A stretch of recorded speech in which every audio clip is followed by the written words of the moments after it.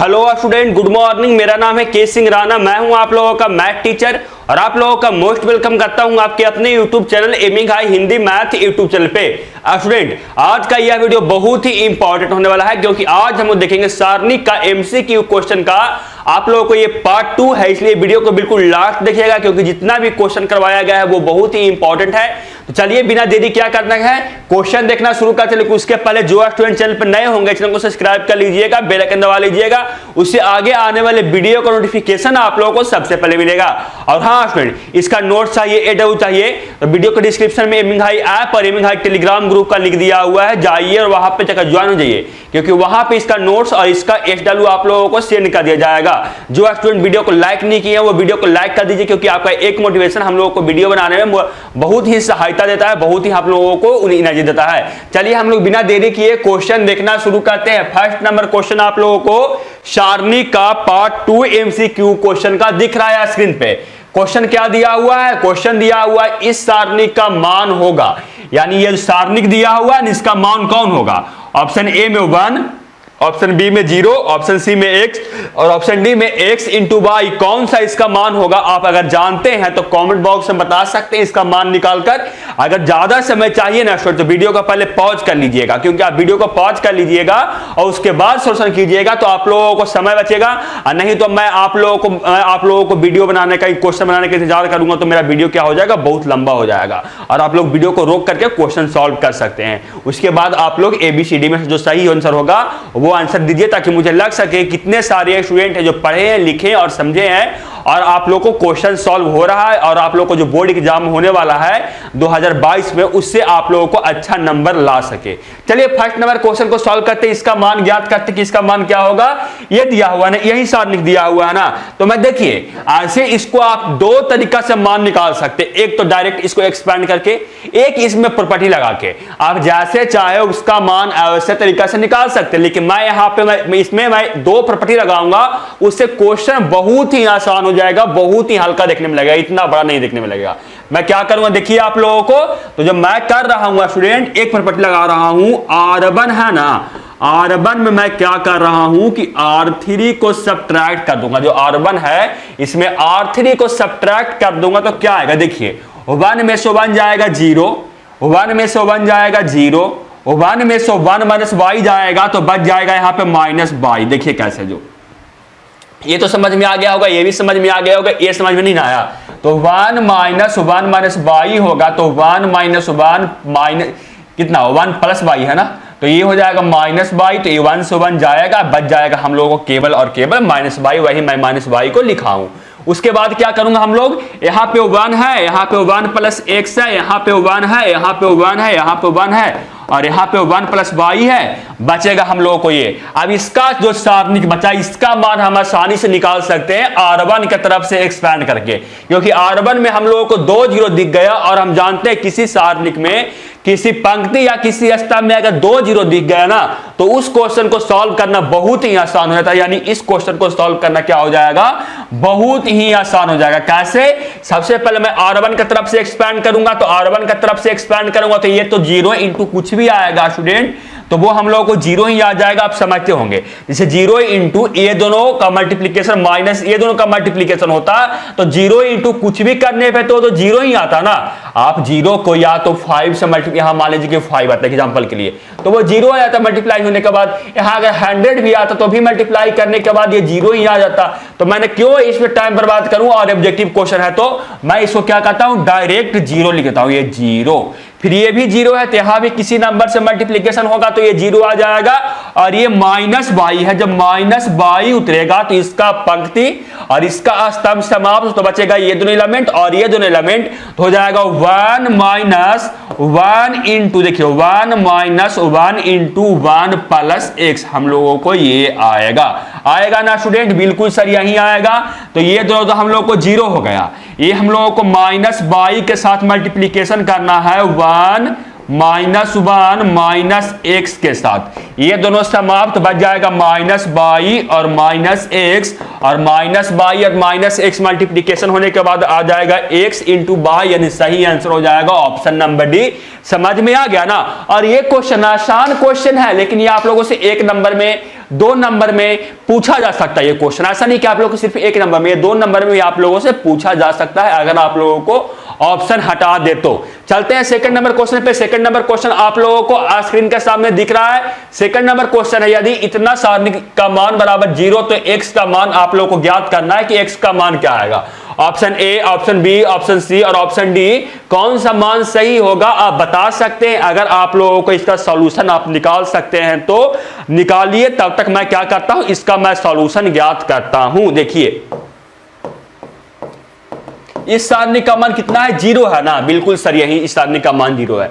देखिए मैं यहां पे डायरेक्ट प्रॉपर्टी लगा रहा हूं, क्या यहां पे मैं डायरेक्ट प्रॉपर्टी लगा रहा हूं इसका मान निकालने के लिए कि R1 में मैं क्या कर रहा हूं, R3 को सब्ट्रैक्ट कर रहा हूं, और R2 में भी मैं क्या कर रहा हूं, R3 को मैं सब्ट्रैक्ट कर रहा हूं। तो क्या आएगा, R1 में मैं जब R3 को सब्ट्रैक्ट करूंगा, यानी x+1 में x प्लस ए में आप लोगों को माइनस ए सब्ट्रैक्ट करेंगे तो बच जाएगा x, यहां पे आप लोगों को आ जाएगा 0, और यहां पे आप लोगों को माइनस x बच जाएगा, ये आ जाएगा। सब्ट्रैक्ट करने के बाद R3 सब्ट्रैक्ट करेंगे तो R1 में, फिर R2 में सब्ट्रैक्ट करेंगे तो ये 0, और ये हम लोगों को आ जाएगा x, ये आ जाएगा हम लोगों को माइनस x, और ये हम लोगों को R3 में तो कोई चेंजिंग नहीं, यानी a b x प्लस सी, इतना बराबर हम लोगों को 0 दिया हुआ है ना। यस सर, इतना बराबर हम लोगों को 0 है। चलिए इसका मान निकालते हैं और देखते हैं कि x का मान हम लोगों को क्या मिलता है। देखने को सबसे पहले मैं एक्सपैंड करूंगा इसको, आप चाहे तो R1 की तरफ से या C1 की तरफ से या किसी भी तरफ से आप एक्सपैंड कर सकते हैं, वो आप पे डिपेंड करता है। मैं जो एक्सपैंड करूंगा वो R1 की तरफ से करूंगा, तो R1 की तरफ से मैं एक्सपैंड करूंगा तो क्या आएगा, सबसे पहले ये x उतरेगा, इसका ताज प्लस, इसका मुकुट माइनस, इसका मुकुट होता है प्लस। सबसे पहले x उतरेगा तो हम लोगों को इसका पंक्ति और इसका स्तंभ समाप्त, तो बचेगा ये दोनों एलिमेंट और ये दोनों एलिमेंट, इसका मल्टीप्लीकेशन इसके साथ, तो x square plus xc minus इस दोनों का मल्टीप्लीकेशन इसके साथ, तो ये माइनस bx आएगा, और माइनस के साथ फिर से मल्टीप्लीकेशन होगा तो ये प्लस bx हम लोगों को यहां पे देखने को मिलेगा। ये हम लोगों को मिला, x जब रखे तो ये 0 है, तो 0 आप सब्ट्रैक्ट कीजिए या कुछ भी कीजिए, उससे हम लोग कोई फायदा नहीं।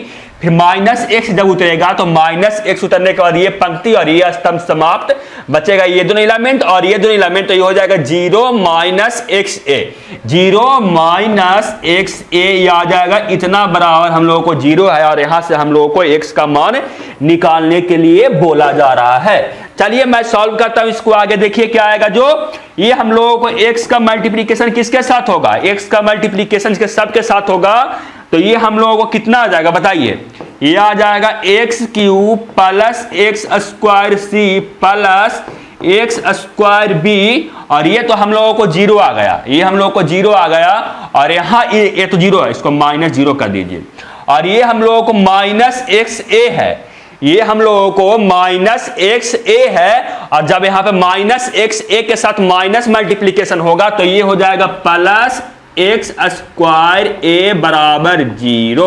अब देखिए यहां पे भी x स्क्वायर है, यहां पे भी x स्क्वायर है, यहां पे भी x स्क्वायर है, और यहां पे भी हम लोगों को x स्क्वायर है, तो मैं x स्क्वायर सब जगह से मैं क्या कर रहा हूं, कॉमन ले रहा हूं। मैं क्या बोला कि x स्क्वायर मैं सब जगह से कॉमन ले रहा हूं, तो देखिए क्या आएगा, जो मैं x स्क्वायर सब जगह से कॉमन लिया तो यहां बच जाएगा x, यहां बच जाएगा +1, यहां +1 नहीं, प्लस कितना बचेगा देखिए, तो इसका मल्टीप्लीकेशन इसके साथ, इसका x स्क्वायर सी, और ये हम लोगों को प्लस है, समझें, ये हम लोगों को मल्टीप्लाई नहीं बल्कि प्लस है। यहां से मैं x स्क्वायर कॉमन लिया तो यहां बचेगा c, अगर यहां से मैं x स्क्वायर कॉमन लिया तो बचेगा b, और यहां से मैं x स्क्वायर कॉमन लिया तो बचेगा प्लस में a, हम लोगों को इतना बराबर 0 बचेगा, इतना बराबर क्या बचेगा, 0 बचेगा। और जब इतना बराबर 0 बचा तो सबसे पहले x स्क्वायर बराबर हम लोगों को एक मिला, क्या x स्क्वायर बराबर हम लोगों को मिला 0, तो यहां से देखिए इतना बराबर 0 और इतना बराबर 0 हो सकता है, तो x स्क्वायर बराबर एक 0 मिलेगा, और एक मिलेगा इतना बराबर 0, यानी x plus a plus b plus c बराबर 0। यहां से x निकालेंगे तो माइनस a सब जाएगा तो माइनस हो जाएगा, माइनस ए माइनस बी माइनस सी, और माइनस कॉमन लूंगा तो ए माइनस के साथ a मल्टीप्लाई होगा, प्लस b होगा प्लस c, हम लोगों को ये आएगा x का वैल्यू, और यहां से x का वैल्यू मिलेगा 0।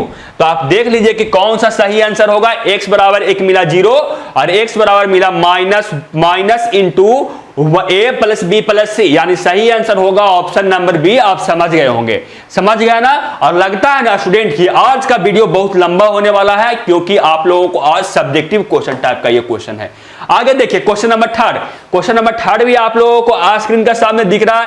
बोला जा रहा है कि सारणी का मान 4 है, तब आप लोगों को x का वैल्यू क्या आएगा। ऑप्शन ए में 0, ऑप्शन बी में -1, ऑप्शन सी में 2 और ऑप्शन डी में इसमें से कोई नहीं। कौन सा सही आंसर होगा आप लोग बताइए। अगर जानते हैं तो, अगर नहीं जानते हैं तो क्या कीजिए, इसका आप लोग सॉल्यूशन देखिए। मैं क्या कर रहा हूं, इसका सॉल्यूशन निकाल रहा हूं। जब ये सारणी का मान 4 के बराबर है तो x का वैल्यू मैं क्या कर रहा हूं, निकाल रहा हूं। देखिए निकालने के लिए मैं क्या करूंगा ना, निकालने के लिए मैं क्या करूंगा, यहां पे मैं ऐसे भी निकाल सकता हूं, लेकिन मैं यहां पे प्रॉपर्टी लगाऊंगा ताकि कुछ क्वेश्चन आसान हो जाए। प्रॉपर्टी ये लगाऊंगा कि R2 में मैं क्या करूंगा, R3 को ऐड कर दूंगा। मैंने क्या बोला, R2 में मैं R3 को ऐड करूंगा तो क्या आएगा, ये x प्लस 1 है, ये 1 है, ये 1 है, इस दोनों ऐड होगा तो ये 0 आ जाएगा। -1 प्लस 1 और -1 ऐड होगा तो ये 0 आ जाएगा। 1 प्लस 1 ऐड होगा तो 2 आएगा। -1 में से प्लस 1 ऐड होगा तो ये 0 आ जाएगा। और ये -1 1 और 1, अब इतना बराबर हम लोगों को 4 तक x का वैल्यू हम लोगों को ज्ञात करना है। तो मैं क्या कर रहा हूं ना स्टूडेंट, देखिए मुझे अब क्या करना है, मुझे ये करना है ना कि x का वैल्यू निकालना है ना। तो मैं एक्सपैंड करूंगा R2 के तरफ से, और R2 का जो मुकुट होता है ये होता है माइनस, ये होता है प्लस और ये होता है माइनस। अब मुकुट बताने के लिए मैं आप लोग को बता चुका हूं क्या, ये plus minus plus minus plus minus plus minus plus, ये हम लोग को इसका मुकुट होता है। तो मैं R2 की तरफ से एक्सपैंड करूंगा तो सबसे पहले ये 0 उतरेगा। 0 मैं R2 की तरफ से क्यों एक्सपैंड कर रहा हूं ये बता दूं। R2 का मतलब से मैं इसलिए एक्सपैंड कर रहा हूं क्योंकि R2 में हम लोगों को 2 0 दिख रहा है, कि यहां 0 दिख रहा है, देखिए यहां 0 दिख रहा है। और हम लोग जानते हैं कि सारणिक में हम उसी से एक्सपैंड करेंगे जिसमें हम लोगों को मैक्सिमम 0 दिख रहा है। तो हम लोग के यहाँ पे R2 में मैक्सिमम 0 दिख रहा है, तो मैं R2 की तरफ से एक्सपैंड करूंगा। तो सबसे पहले ये -0 उतरेगा, तो -0 उतरने के साथ कुछ भी उतरे वो 0 कर देगा। फिर +2 जब उतरेगा तो इसका पंक्ति और इसका स्तंभ समाप्त, तो बचेगा ये दोनों एलिमेंट और बचेगा ये दोनों एलिमेंट। तो इसका मल्टीप्लीकेशन इसके साथ होगा, तो x + 1 का मल्टीप्लीकेशन 1 के साथ में, तो ये x + 1 ही रहेगा। और माइनस, देखिए -1 का मल्टीप्लीकेशन 1 के साथ में, तो हम लोगों को ये आएगा कितना, बराबर -1 × -1, और मल्टीप्लीकेशन होने के बाद +1 आ जाएगा, यानी +1 इतना आएगा। और फिर जब ये -0 उतरेगा तो कुछ भी उतरे उससे फायदा नहीं, ये 0 ही कर देगा। बराबर हम लोगों को 4 है, ये हम लोगों को है। तो बताइए कितना आया, जो यहां से आ गया 2 × x + 2 बराबर 4 आया।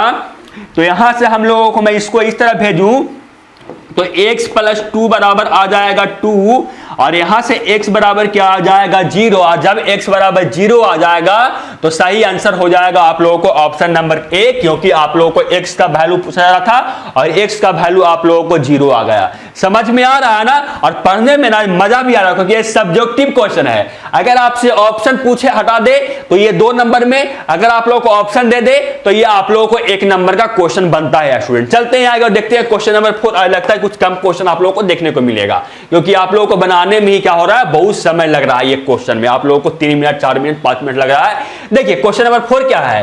क्वेश्चन नंबर 4 है कि इस सारणी का मान आप लोगों को क्या आएगा, ये आप लोगों से पूछा जा रहा है। ऑप्शन ए में 0, ऑप्शन बी में FGH, ऑप्शन सी में -FGH, ऑप्शन डी में इसमें से कोई नहीं, यानी तीनों ऑप्शन में से कोई सही नहीं होगा। ये आप लोगों को पूछा गया है। और अगर आप इसका मान निकाल सकते हैं तो निकाल कर कमेंट बॉक्स में बताइए कि ABCD में से कौन सा आंसर आप लोगों को सही होता है। समझ में आ रहा है ना, बिल्कुल सर। इसका मान निकालने के लिए आसानी से निकाल सकते हैं। कैसे निकालेंगे इसका मान, स्टूडेंट बता सकते हैं। बता सकते हैं कि इसका मान कैसे निकाल सकते हैं? आप इसका मान डायरेक्ट निकालिए, क्योंकि आप लोग जितना देरी में प्रॉपर्टी लगाने के लिए सोचिएगा उतना देरी में आप इस सारणी का मान ज्ञात करके ABCD में से टिक मार दीजिएगा। चलिए मैं निकाल रहा हूं डायरेक्ट, मैं R1 की तरफ से एक्सपेंड कर रहा हूं। सबसे पहले 0 उतरेगा, ये प्लस, ये माइनस, ये प्लस। सबसे पहले 0 उतरेगा, 0 के साथ कुछ भी उतरे स्वाहा। फिर ये माइनस के साथ माइनस H उतरेगा, तो इसका पंक्ति और इसका स्तंभ समाप्त, तो बचेगा हम दोनों को ये एलिमेंट और ये दोनों एलिमेंट, तो ये हो जाएगा 0।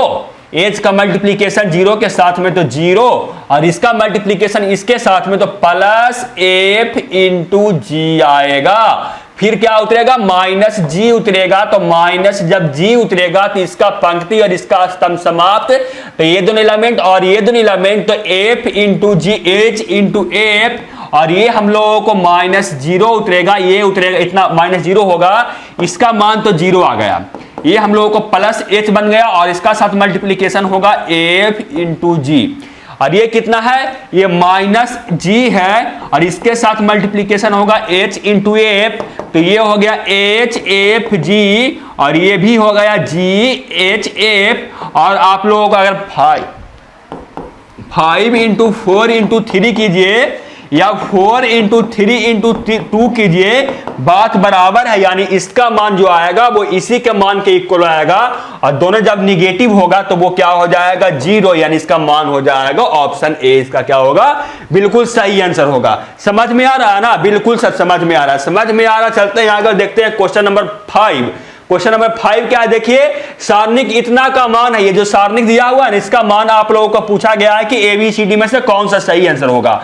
ऑप्शन ए में ABC, ऑप्शन बी में 1/ABC, ऑप्शन सी में 0, और ऑप्शन डी में इसमें से कोई नहीं, यानी तीनों आंसर में से कोई आंसर नहीं होगा। ये आप लोगों को बोला जा रहा है ऑप्शन डी में। आप इसका मान निकाल सकते हो, निकाल कर कॉमेंट बॉक्स में बताइए। मैं क्या करता हूं, इसका आप लोगों को सॉल्यूशन करता हूं जल्दी से। देखिए क्वेश्चन नंबर 5 का ये आप लोगों को सॉल्यूशन है। देखिए, इसी सारणी का मान ज्ञात करने के लिए बोला जा रहा है ना, तो एक बात मैं देख रहा हूं क्या कि यहां 1/A है, यहां 1 है, यहां ABC है, तो मैं क्या कर रहा हूं ना कि R1 में मैं क्या कर रहा हूं, देखिए A को हटाने के लिए 1/A को मतलब है इसमें A को हटाने के लिए, B को हटाने के लिए, C को हटाने के लिए, R1 में मैं क्या कर रहा हूं कि R1 में मैं A से मल्टीप्लीकेशन कर रहा हूं, R2 में मैं क्या कर रहा हूं, R2 में मैं क्या कर रहा हूं, B से मल्टीप्लीकेशन, R3 में मैं क्या कर रहा हूं, C से मल्टीप्लीकेशन कर रहा हूं R3 में, तो क्या आएगा, इसमें मल्टीप्लीकेशन होगा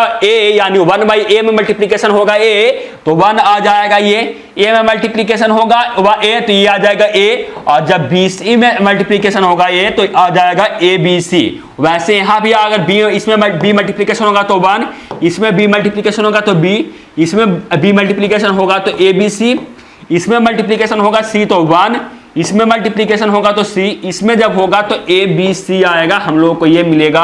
और जब इतना मिल गया, अगर यहाँ पे देख रहे हैं कि कॉलम 3 में क्या है, ABC कॉमन है, कॉलम 3 में हम लोगों को स्तंभ 3 में ABC कॉमन है, तो मैं स्तंभ 3 से ABC कॉमन ले रहा हूं, तो ये 1 1 1, ये ABC और ये 1 1 1, और आप देख सकते हैं यहाँ पे कि जो स्तंभ 1 है और स्तंभ 3 है वो आपस में इक्वल है, और हम जानते हैं किसी भी सारणिक में कोई दो स्तंभ या कोई दो सारणी का दो कॉलम अगर इक्वल हो जाए तो इसका वैल्यू 0 है, तो उस सारणी का मान यानी ABC इंटू 0 हो जाएगा, ABC इंटू 0, और इतना बराबर इतना इंटू 0 बराबर 0 हो जाएगा, यानी सही आंसर हो जाएगा ऑप्शन सी। समझ गए होंगे आप लोग।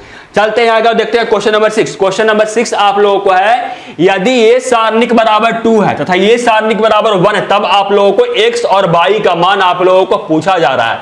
ऑप्शन ए में x बराबर 3 y बराबर 5, ऑप्शन बी में x बराबर -3 y बराबर 5, ऑप्शन सी में x बराबर -5 y बराबर 3, ऑप्शन डी में x बराबर 5 और y बराबर 3। कौन सा सही आंसर होगा? आप अगर जानते हैं इसका मान तो निकाल कर कमेंट बॉक्स में बताइए, नहीं तो आप लोग देखिए सॉल्यूशन। देखिए ये सारणिक का मान बराबर 2 है ना, तो जब ये सारणिक का मान बराबर 2 है तो इस सारणिक का मान कितना आएगा, x माइनस बाई बराबर यहां से 2 मिलेगा, यहां से क्या मिलेगा, अगर इतना बराबर ये 1 है तो यहां से मिलेगा 2x माइनस 3y बराबर 1।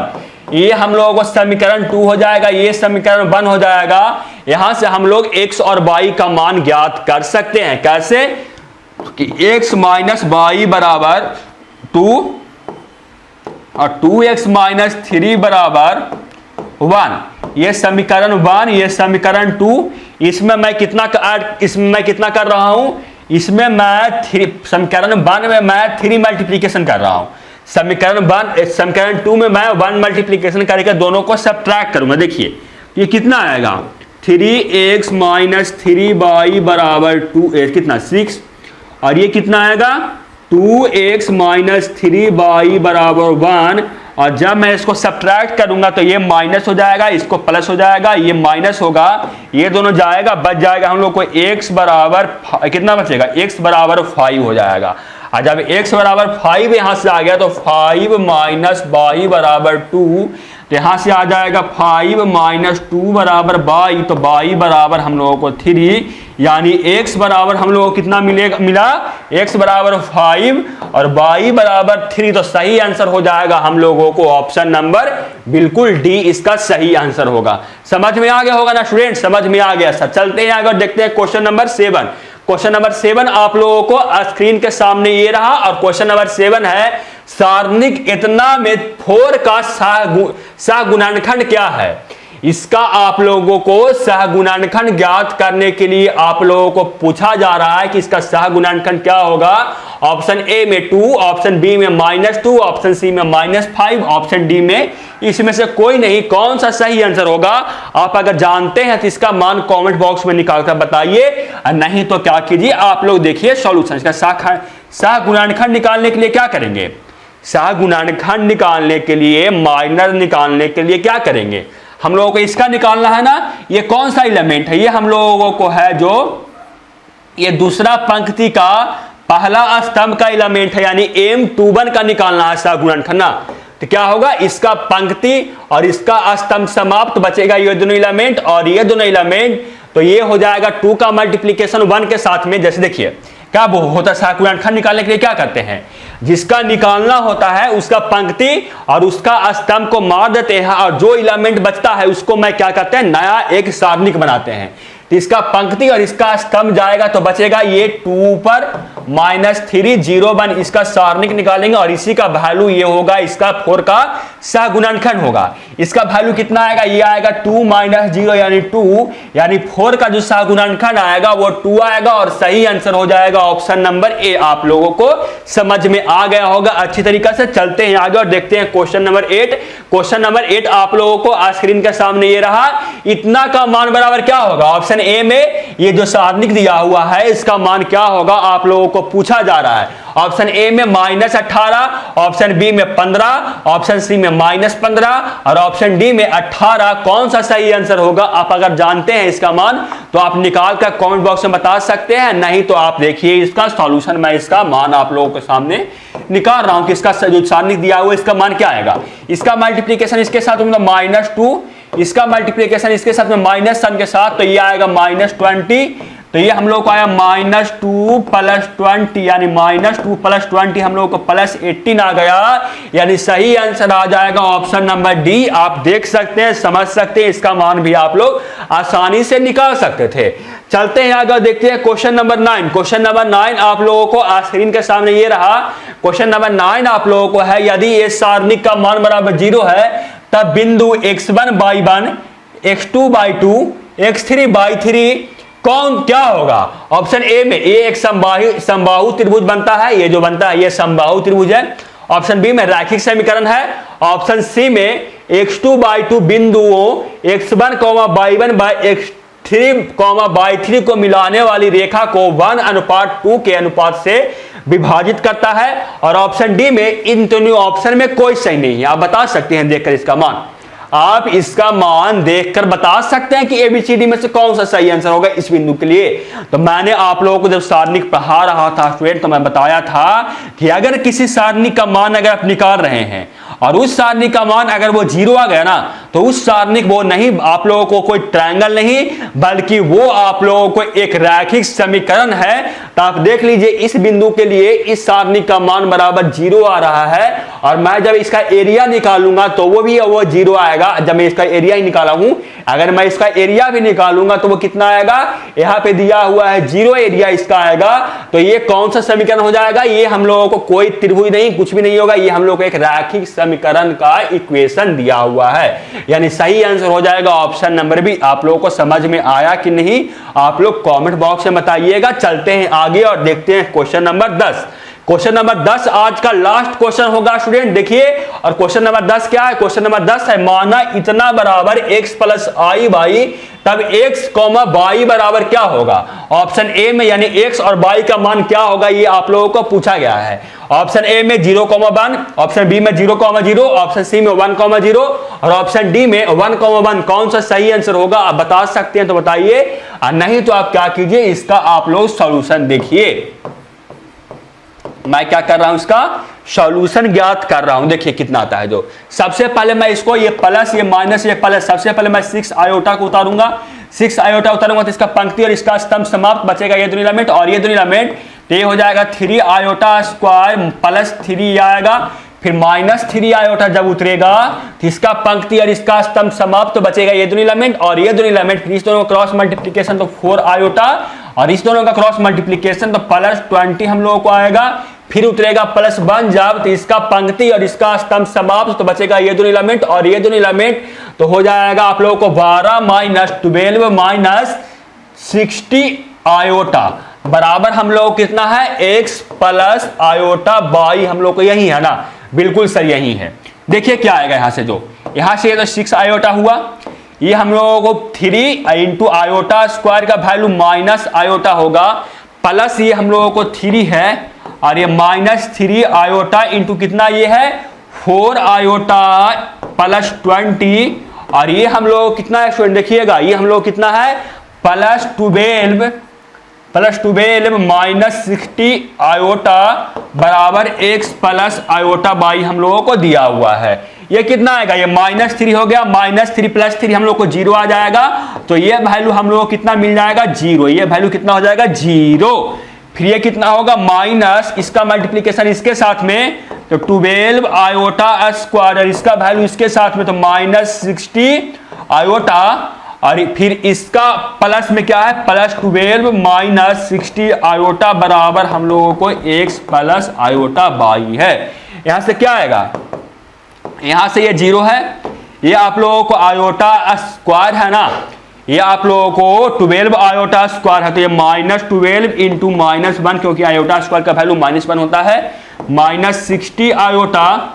कुछ गलत किए क्या स्टूडेंट, कुछ साइन में गलत किए हैं। कहां गलत किए हैं, जो आप लोग देखिए, आप लोग देखिए कि कहां साइन में गलत किए हैं, बता सकते हैं, या आप लोग को क्वेश्चन ही गलत है। आप लोग देखिए तो कुछ ना कुछ साइन में गलत हो, क्योंकि यहाँ पे -60 और +16 है, ये आप लोगों को -120 आ जाएगा ऐड होने के बाद। जब ये -120 आएगा ऑप्शन कोई नहीं, यानी आप लोगों को या तो साइन गलत हुआ है, या आप लोगों को क्या हुआ है क्वेश्चन में कहूं मिस किए हैं। क्या देखें, देखिए मैं दिखाता हूं फिर से। इसका मल्टीप्लीकेशन इसके साथ तो 3 आयोटा स्क्वायर, इसका मल्टीप्लीकेशन इसके साथ तो +3, फिर -3 आयोटा जब उतरेगा तो इसका मल्टीप्लीकेशन तो 4 आयोटा, और इसका मल्टीप्लीकेशन तो +20 बिल्कुल सही है। फिर जब ये उतरेगा तो ये 12 माइनस 60 आयोटा बिल्कुल सही है, plus x plus iota by भी सही है। तो ये हम लोगों को हो गया -3, तो माइनस जब 3 हो गया और +3 हम लोग को ऐड होने के बाद ये तो 0 आ जाएगा। फिर -3 आयोटा इसके साथ मल्टीप्लीकेशन होगा ये, तो ये कितना आएगा 4 आयोटा प्लस 20 आयोटा, ये तो सही है, यहाँ तक मैं देखा था। तो ये हम लोगों को आ जाएगा, इसके -3 आयोटा के साथ मल्टीप्लीकेशन होगा तो -12 आयोटा स्क्वायर -60 आयोटा बिल्कुल सही है। आप लोग ना क्या है, ये क्वेश्चन आप लोगों को रॉन्ग है, क्वेश्चन ये आप लोगों को क्या है रॉन्ग दिया हुआ है। कहूं आप लोगों को क्या करना है, इसमें साइन इसमें आप लोगों को गलत दिया हुआ है। आप लोग ये क्वेश्चन आप लोग क्या कीजिए, देखिए मैं इसमें क्या करूं कि आप लोगों को ये ऑप्शन 0 आ जाए, सब आप लोग को 0 आना चाहिए। देखिए इतना रखना, मैं इसको आगे सॉल्व करता हूं, पहले इसको मैं आगे पहले सॉल्व करता हूं। देखिए ये -60 आयोटा आया, ये +12 आया, और ये जब आप लोगों को +12 आया और ये -60 आयोटा आया बराबर आप लोगों को x प्लस आयोटा बाई है, तो बताइए यहाँ से कि यहाँ से ये +12 हो जाएगा, ये +12 हो जाएगा, तो +24 आ जाएगा। यानी आप लोगों को ये 1 नहीं बल्कि आप लोगों को -1 है। और ये जिसको जब आप -1 कीजिएगा तो इसके साथ आप -1 मल्टीप्लीकेशन होगा, तो -1 जब मल्टीप्लीकेशन होगा तो ये आ जाएगा -12 और ये आ जाएगा +60 आयोटा। तो ये आ जाएगा आप लोगों को -12 और ये आ जाएगा आप लोगों को +60 आयोटा। तो ये आ जाएगा आप लोगों को -12 और ये आ जाएगा +60 आयोटा। तो यहां से आप लोगों को क्या होगा, ये आ जाएगा आप लोगों को +12 -60 iota. Sorry student, camera off हो गया था मैं शायद यहां तक आप लोग करवा चुका था। इसके मान मैं इसके बाद क्या बोला था कि यहाँ पे आप लोग को -1 होना चाहिए। -1 होने के साथ यहाँ पे आप लोग को -1 के साथ मल्टीप्लीकेशन में किया था, तो ये हम लोगों को आ जाएगा -12 और +60 आयोटा बराबर इतना हम लोगों को आएगा। मैं जहां जहां मिस्टेक किया था मैं उसको बता रहा हूं। फिर ये आ जाएगा -12 +60 आयोटा, ये -12 और +60 आयोटा। तो ये हम लोगों को देखिए -12 में -1 मल्टीप्लीकेशन होगा तो +1, इसका ये -60 आयोटा, ये हम लोगों को कितना है -12 है और ये +60 आयोटा है। ये सब 0 हो गया, देखिए कट के आपस में 0 बराबर x प्लस आयोटा y हो गया। तो x बराबर 0 और y बराबर 0, तो सही आंसर हो जाएगा आप लोगों को ऑप्शन नंबर बी, इसका बिल्कुल सही आंसर हो गया। आप लोग समझ गए होंगे स्टूडेंट। वीडियो आप लोगों को बहुत लंबा हो जाएगा, अगर 5 क्वेश्चन करवाया तो आप लोगों को आधा घंटा लग जाएगा वीडियो में आप लोग, क्योंकि क्वेश्चन है वो लंबा है। तो आज के लिए इतना ही रखते हैं स्टूडेंट। आप लोगों को जो 5 क्वेश्चन है, देखिए आप लोगों को जो 5 क्वेश्चन है इसका मान आप लोगों को मैं नेक्स्ट वीडियो में बताऊंगा। तब तक के लिए जय हिंद, वंदे मातरम। पढ़ते रहिए, सीखते रहिए, समझते रहिए। जो एक्चुअल चैनल पर नए होंगे इसलिए को सब्सक्राइब कर लीजिएगा, बेल आइकन दबा लीजिएगा, उससे आगे आने वाले वीडियो का नोटिफिकेशन आप लोगों को सबसे पहले मिलेगा। मिलते हैं आपसे अगले वीडियो में, तो जय हिंद, वंदे मातरम।